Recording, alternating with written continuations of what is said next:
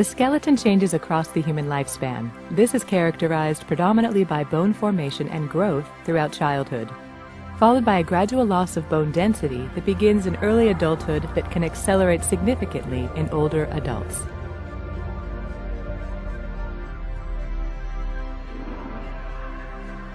The density of bone is modulated by a group of cells including osteoclasts, which are multinucleated cells that resorb bone, and osteoblasts, which refill the resorption cavities created by osteoclasts.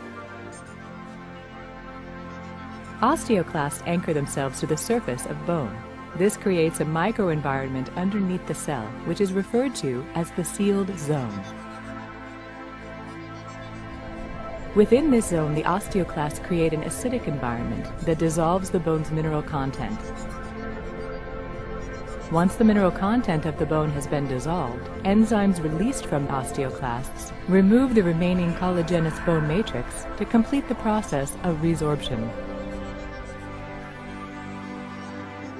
Following resorption, osteoblasts move into the resorption space and start to produce and deposit organic matrix called osteoid. Osteoid, a substance made predominantly of collagen, forms a scaffold in which minerals including calcium and phosphate begin to crystallize. Some active osteoblasts become trapped within the matrix they secrete and thereby become osteocytes.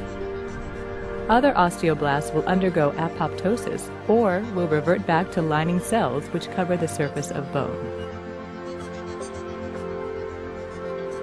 This cycle of bone resorption and formation is referred to as remodeling.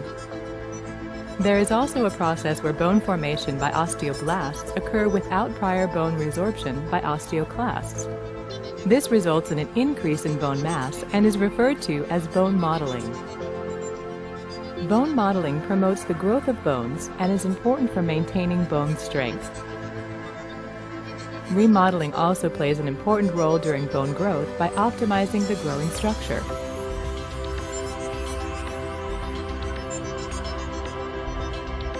After the age of 30, most people experience a gradual loss in bone mass due to a relative decrease in the activity of osteoblasts compared with osteoclasts. However, there are many factors that impact the process of bone remodeling and influence the degree of bone loss we experience as we age.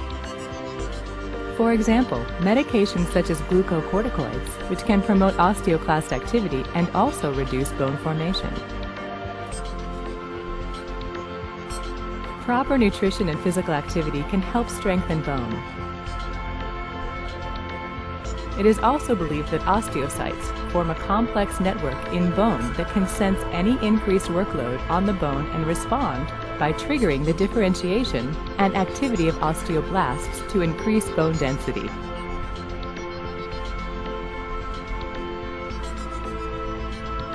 Conversely, when bone experiences reduced loading conditions, such as during long-term bed rest, resorption and remodeling increase to eliminate underloaded bone.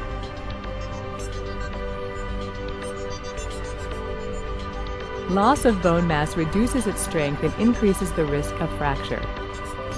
This highlights the importance of staying active, maintaining good nutrition throughout life, and being aware of personal risk factors associated with low bone density.